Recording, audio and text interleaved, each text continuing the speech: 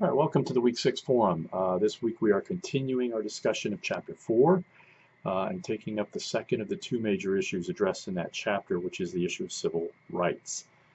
Last week we discussed the issue of civil liberties, which are assertions to liberties that governments can't, or now both the federal and state governments cannot abridge without due process. Civil rights claims are based on the idea that members of stigmatized groups have already been subject to adverse treatment and that the government has a positive duty to remedy that harm. The argument for civil rights naturally gives rise to arguments for redress. Victims of discrimination argue that the experience of discrimination places them at a disadvantage and that the American government's commitment to equality of opportunity logically requires that society provide resources to ameliorate the impact of previous discrimination.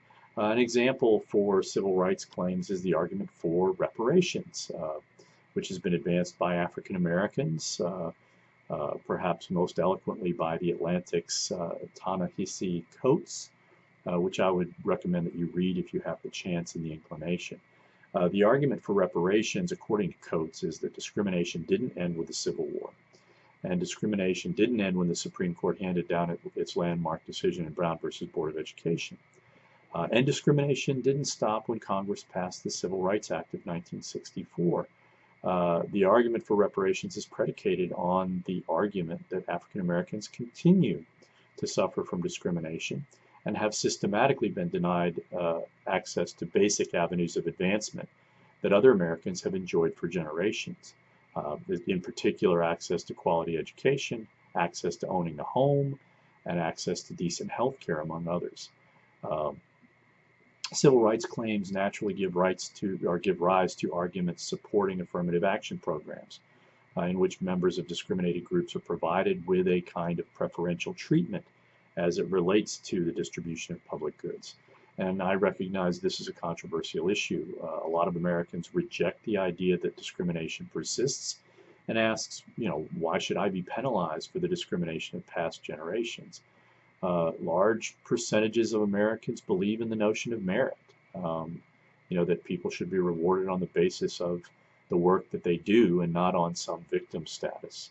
And I acknowledge the importance of these claims. I'm one of those people. I believe that we ought to judge people by the content of their character and by the quality of their work. But the evidence of persistent discrimination seems to me to be too obvious to ignore.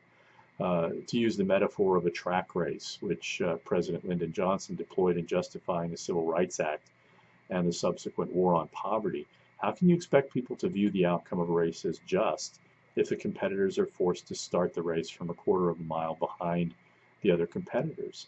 I believe that the metaphor, effectively illustrates the challenges that we confront today, particularly with the massive amount of income inequality that we have tolerated over the past couple of decades.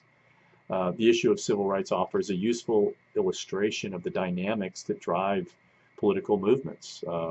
Civil rights claims began with, African Americans around the turn of the 20th century, as segregationists found ways to twist the law to justify discrimination.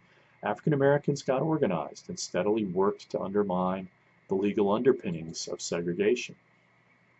The long struggle of African Americans helped, similar, struggle, kind of advanced a similar struggle among feminists for greater political rights for women, which sparked similar movements among Latinos, Asian Americans, and the LGBTQ community. In this state, the legal status of Native Americans is an important issue.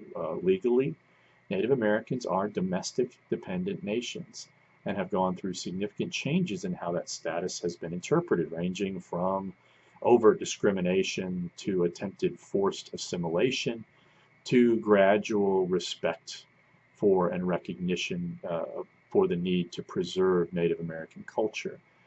Different administrations have had different approaches to Native Americans from a legal perspective. At the same level, Native Americans have taken advantage of their status as an independent sovereign entity within states to establish casinos on Native land, and that has created a huge revenue stream for Native American tribes. It's also produced gambling issues among Oklahoma's poor Americans. Oklahoma Governor Kevin Stitt has argued that Oklahoma should be getting a larger share of the tribe's casino profits. Stitt wants to renegotiate, Oklahoma's tribal gaming laws. My read on that is that he doesn't have a particularly strong legal position to force the tribes into a renegotiation, and the tribes are likely to ignore those calls. If any of you are interested in further discussion on this issue, happy to throw in. The legal status of the LGBTQ community has undergone similar evolutions. In 1986, the Supreme Court ruled in Bowers versus Hardwick that privacy laws did not protect consensual homosexual activities, but later reversed itself in Romer versus Evans in 1998, which struck down a Colorado law that preempted local governments from passing ordinances to protect gay rights.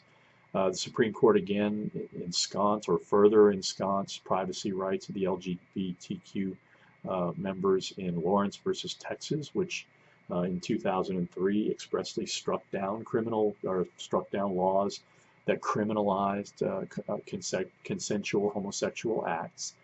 And then in Obergefell versus Hodges in 2015, the Supreme Court overturned the Federal Defense of Marriage Act and state laws that ban same-sex marriage. To me, what's really remarkable about this is the speed with which public opinion on this particular set of issues has turned. People forget that Barack Obama was basically on the conservative side of the issue in 2008, and it took Vice President Joe Biden publicly differing with Obama in 2012 to get the administration to change its position. Related to this, the LGBTQ civil rights issue is the question of whether a business owner can refuse to serve a member of the LGBTQ community on religious grounds. The Supreme Court ruled in Masterpiece Cake Shop versus Colorado Civil Rights Commission that a shop owner could refuse to provide their creative services if the customer's lifestyle offended their religious sensibilities. In this instance, a gay couple wanted a baker to sell them a wedding cake. Is that a protection of a religious belief? But does it also potentially amount to a right to discriminate? On civil grounds, could a pharmacist refuse to provide birth control to a woman on the grounds that it offended their, his or her religious beliefs? I don't know. What do you think? Hopefully, I've provided you with enough issues to discuss and make for a lively discussion, lively forum this week. If there are any questions, or if you have any portion of Chapter 4 that you don't understand, please ask me a question and I'll try to help. Or perhaps a class member can help clear up your confusion. All right, let's have a great week.